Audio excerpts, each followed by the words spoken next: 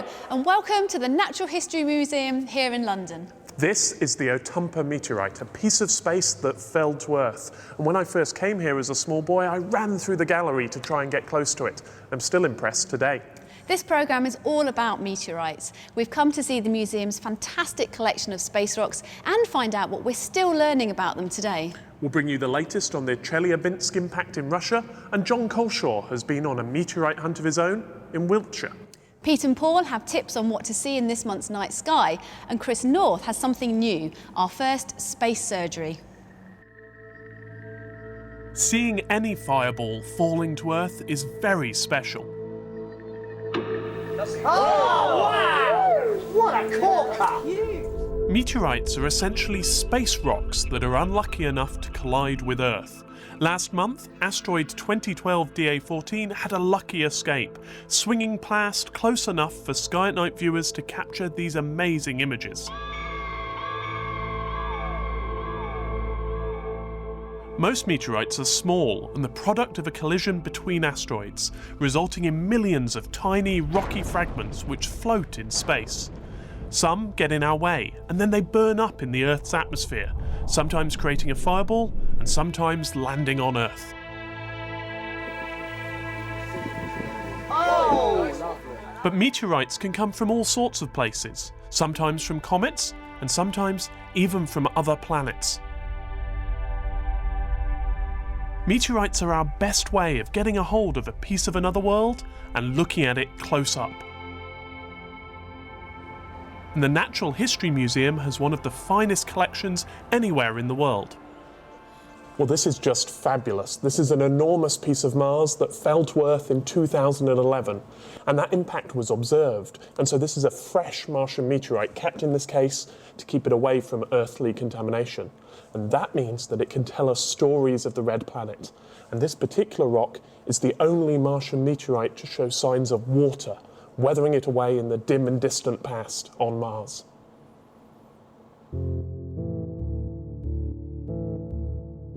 These are the latest images from our rovers on Mars, and their self-portraits show them hard at work on the surface of the red planet. But even though they're doing amazing science, nothing beats getting hold of a lump of Mars and bringing it down into the lab.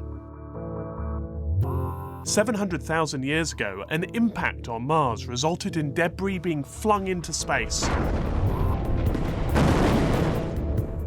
What became the Tissant meteorite wandered through space before falling down to Earth, providing us with a hands-on guide to Mars's past.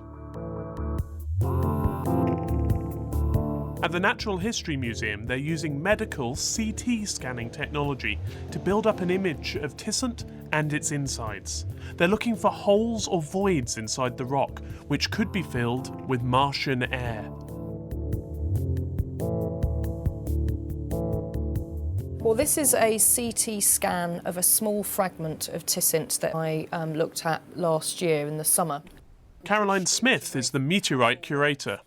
And just to give you an idea, it's about the size of the end of my little finger, so quite a tiny small piece of thing. Mars. And what we're seeing here is it's a video, a movie, as if we're sort of flying through the specimen. The CT scans revealed a hole in Tissant, which is filled with air. So the question is, if this has got air in it, is it Earth air or Martian air? Well, if it's completely sealed in the rock, theoretically it still should have Martian air in it. So that's what we wanted to find out. You can see it's completely sort of sealed at this end. Oh, but hang on, we've got all of this red stuff here, and in fact there's a little hole. Oh no! Yeah, so if there was any Martian atmosphere in there, it ain't there now. We wouldn't have been able to do this a few years ago. With this, we can get a really good idea of what's inside the meteorite without having to chop it up, without having to cut it, without having to break it. Whenever you do those to any samples, but especially rare meteorites, of course, you're damaging something rare and precious. Meteorites are classified by their composition. Some are made of stone, but some are made of iron, the condensed cores of what must have been larger asteroids. Some are mixtures of both. The most interesting meteorites are relics of a time nearly 5 billion years ago, when our solar system was just forming.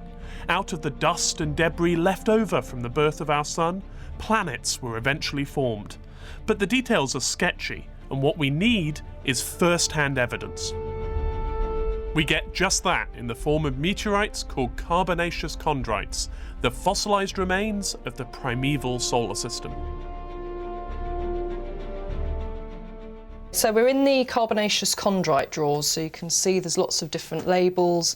What do they look like? How would we know one if it landed in the back garden? Yeah, they're actually quite boring looking rocks, actually. But that's the thing, their sort of lack of looking interesting belies their significance, because they're actually some of the most interesting meteorites that we actually have to study. This is called Eyendi. Now, why Eyendi is very important is primarily because of these things. Now, you can see on the surface of this one, there's this white splodge. Yep. And then you can see inside as well, there's lots of sort of smaller, irregularly shaped white objects. Well, these are these things called CAIs, stands for calcium aluminium rich inclusion. And the CAIs, we think, are the first solid objects to form in our solar system. Okay. So when we talk about the solar system being 4.6 billion years, It's these things. It's actually dating the CAIs. And in fact, we think in the very, very early solar system, in the protoplanetary disk, that's where these rocks were beginning to form by bits and pieces all sticking together.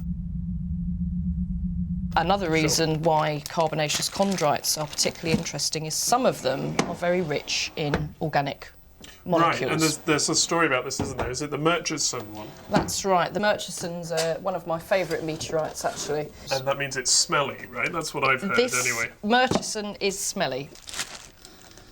Oh yeah, you get a really strong gunpowder smell out of that. It's quite amazing. Yeah. So I'll try and... And that's been given off by the meteorite. This has been given off by the meteorite. Now, I'll sort of take it out. Hopefully no bits will drop off. Right. It's quite fragile. So this is a fairly large piece. This one weighs about 800 grams. Okay. You can hold it, but very carefully, because Got it's quite friable. And you can see, again, a bit like Eyendi, quite a boring-looking meteorite, but it's very, very, very rich in organic molecules, amino acids, sugars, and perhaps the most interesting, I think, are nuclear bases, because nuclear bases are the organic molecules you need for DNA to... I was going to say, these are complicated These molecules. are complicated molecules. Asteroids and comets carry in them the building blocks of life, which then fall to Earth in meteorites. They have a sinister presence, emerging from the blackness and then disappearing silently again. They're dark, cratered worlds, scarred by impacts, most ancient, but some quite recent.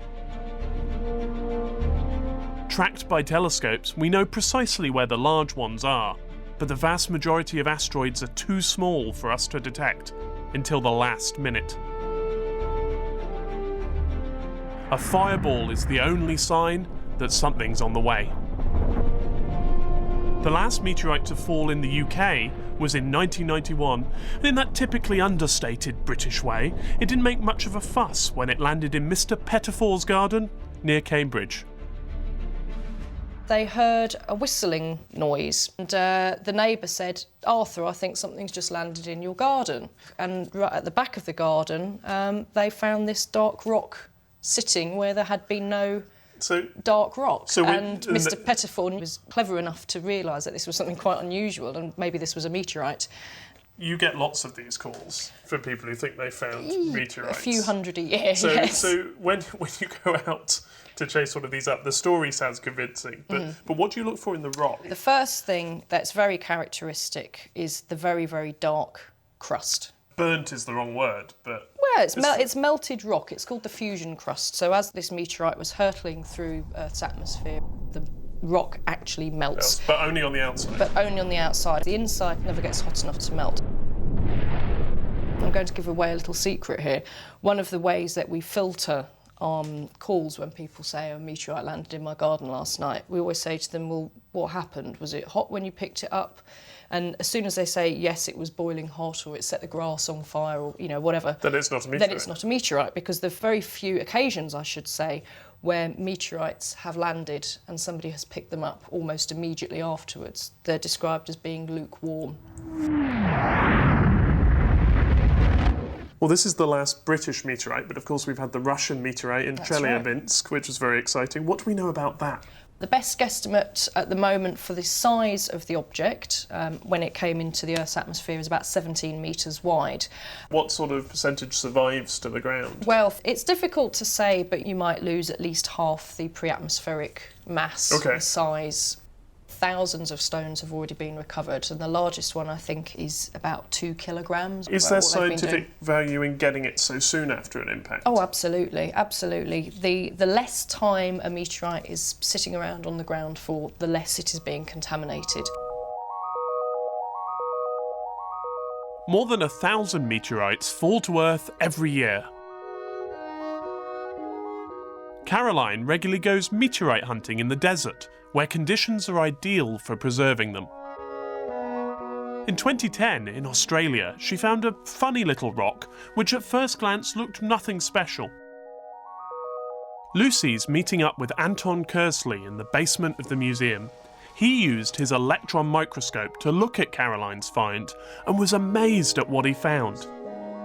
It was something incredibly rare, a meteorite from the moon.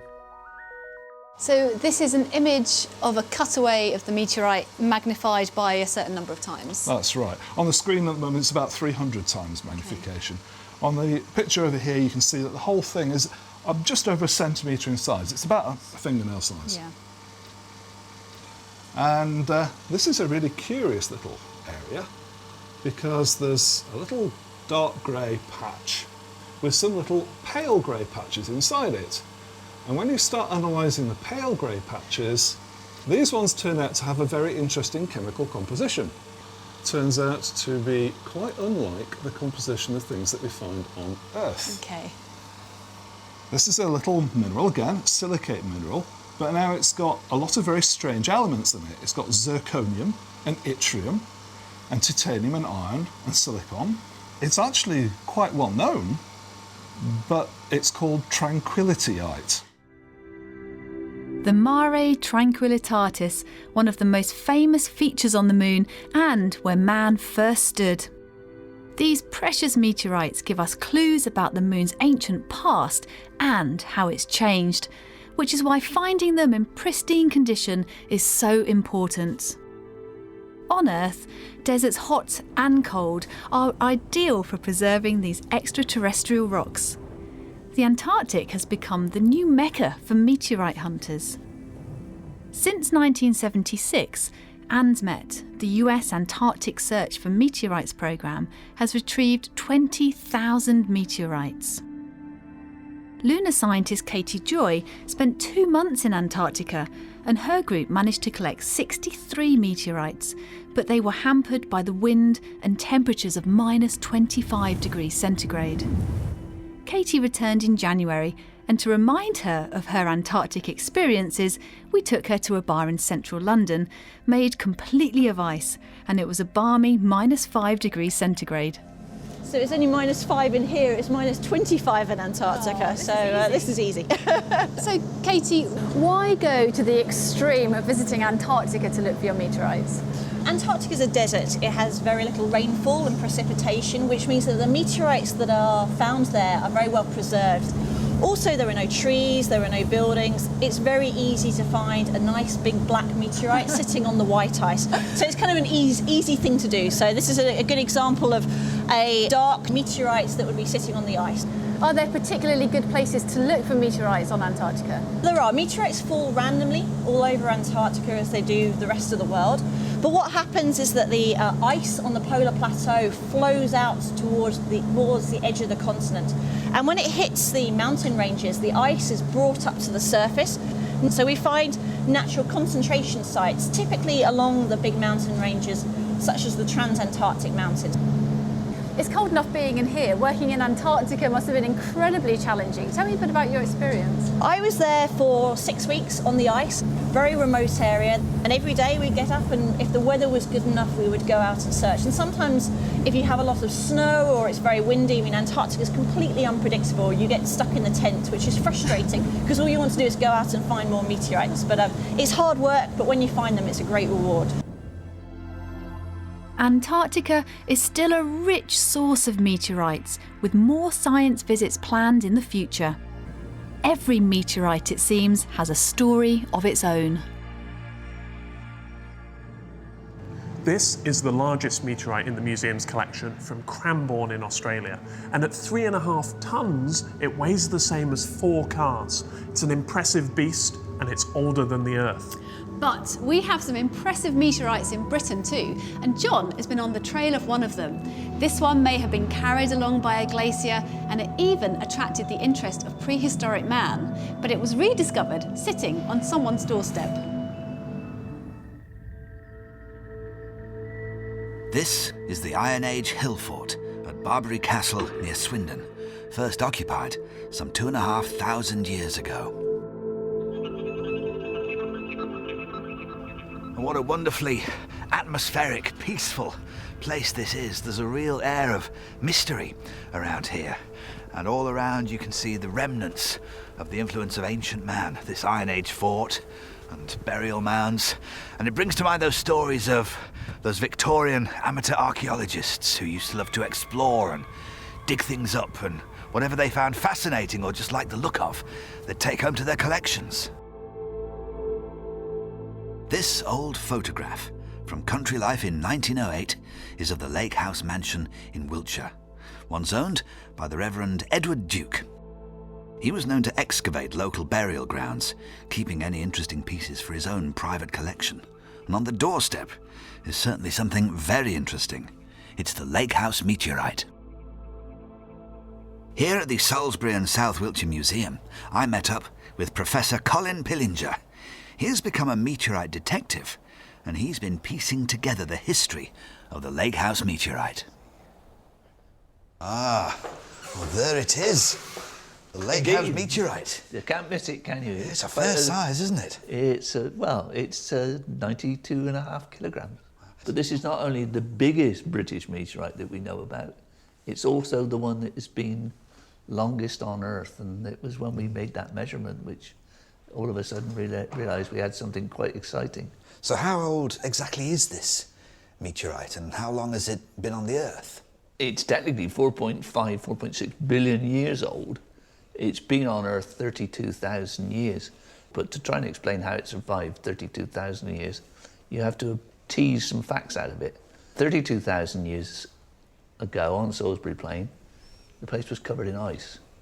Now, we're confident that we know meteorites survive very well in ice because we collect lots of meteorites on Antarctica. How do you explain the next bit? Bronze Age people living on Salisbury Plain sort of 4,000 years ago were building mounds to bury their important people. The meteorite was then put into one of these barrows. The majority of the rock that they used would have been chalk. And you have these lovely pictures of the meteorite on the step where you see the patches of chalk still on the meteorite. So it clearly was packed somewhere closely associated with chalk. Colin believes that after it was dug up, the meteorite must have been kept inside, protected, in Edward Duke's collection. But after his death, it was demoted to the doorstep, possibly used for kicking off mud from gentlemen's boots. Since then, the chalk has washed off, and you look at the meteorite now, and there's no chalk there. So it can't have been out on that step for more than about 100 years. So the story goes, 32,000 years ago, a meteorite fell in Britain and was preserved in a glacier, then used by Bronze Age man to build his burial mound, and dug up by a Victorian archaeologist. Using a series of clues, Colin has revealed an extraordinary tale about an extraordinary meteorite. A wonderful piece of serendipity. The needle left the haystack and made its way to you. Absolutely, science is a lot of serendipity. Such good fun.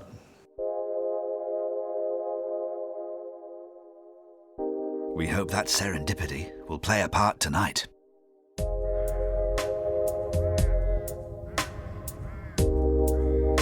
We're back at Barbary Castle to look for comet Pan-STARRS, which we hope to see in a couple of hours.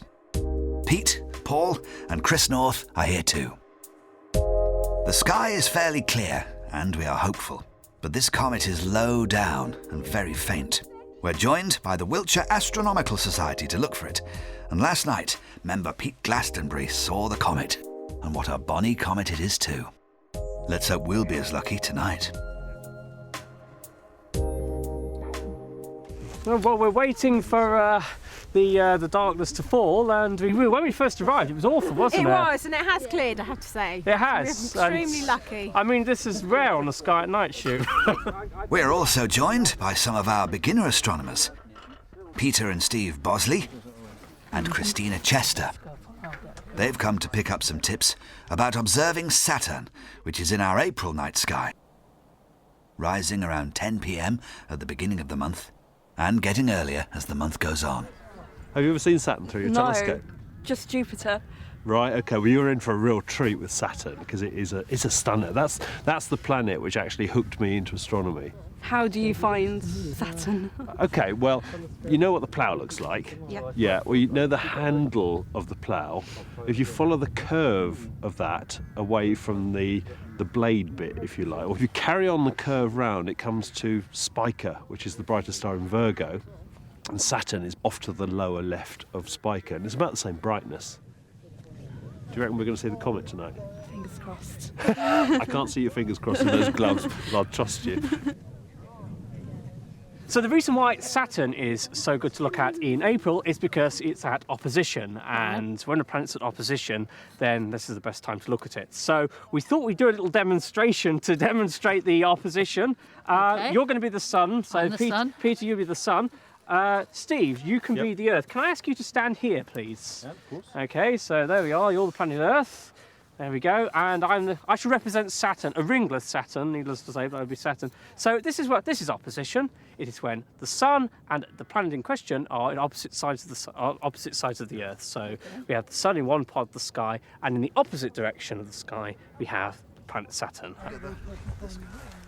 How many moons does Saturn It's got loads of moons, but there are most of them are too faint to be seen with a small telescope. But there is a good family of them that go round the planet itself, more than you'd see with Jupiter.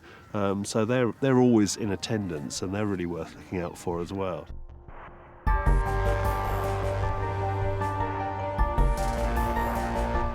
The darkness and the cold is enveloping us, but this Iron Age fort feels really quite magical.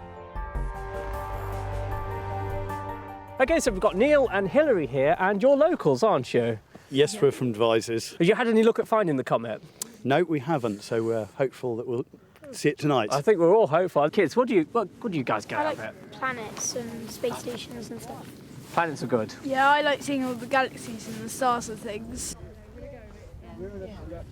I think the comet is currently hiding in a bank of cloud, and comets are really delicate things in the night sky, so when you get any haze, especially in a bright sky like we've got now, it just washes them out completely. It's like a comet filter. While we wait in hope for the stubborn clouds to clear from the horizon, it's time for our space surgery. Well, now the first in a new feature on the Sky at Night, and it is our space surgery, where we shall do our very best to answer the astronomical questions that you may have. And our first question comes from Mary Pont of Cambridgeshire. And Mary lives in a bungalow, quite low down. She hasn't got a telescope, just her own eyes and a pair of 750 binoculars. So is there anything that she can look for? Well, the best thing to do, Mary, is to find your way around the rest of the sky, so get yourself a night sky guide, perhaps. Mary's binoculars are not too dissimilar to the ones I'm holding here. They're great for hunting for star clusters, and there's a few examples of that. One of the ones that there's a chart for on our website is M44, the Beehive Cluster, or Prosape. It's a really great place to start. It's fabulous in a pair of binoculars like these. Now, this next question, this is a great one, and I used to wonder this when I was a lad. Why are planets, stars and moons perfectly round? And are there any that are not? So asks Lawrence Harrop of Eccles.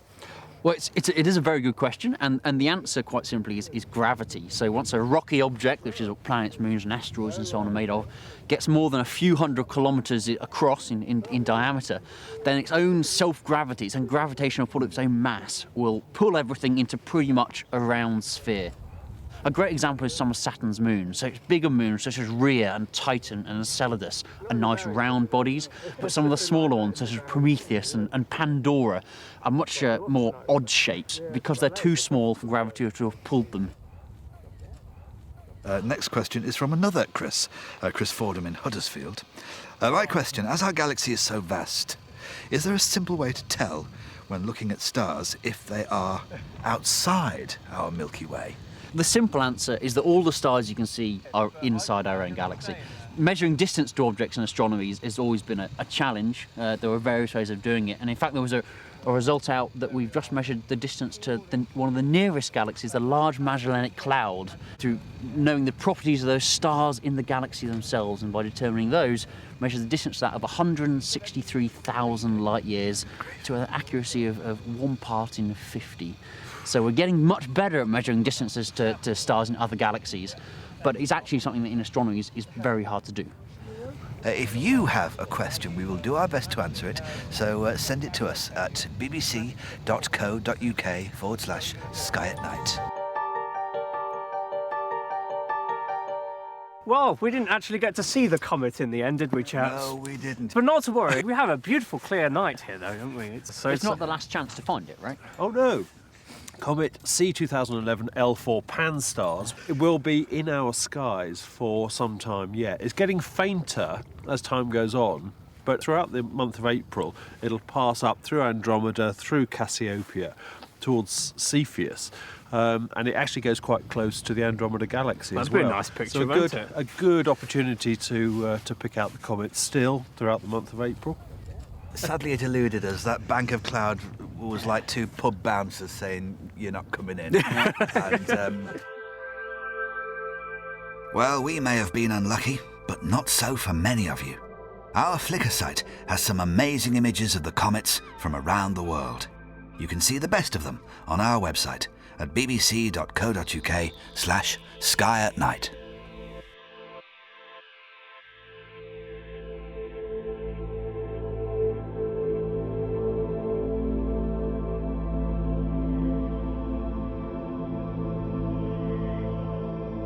We have one more celestial treat. Lucy and Chris have been allowed to hold something rather precious. Well, this is something really special. This is a piece of Martian meteorite. And so this little rock knew Mars when it was a wet world, travelled out into space, and then ended up here on Earth, where it can tell us its story. And I'm holding the piece of the moon that Anton showed me earlier on. Trapped in this tiny fragment is the history of the lunar surface from that area. A huge thank you to the Natural History Museum for showing us behind the scenes and allowing us to hold these very special objects. And so when we come back next month, we'll be going past the moon, past Mars, and on out to Saturn. So until next month, Good night.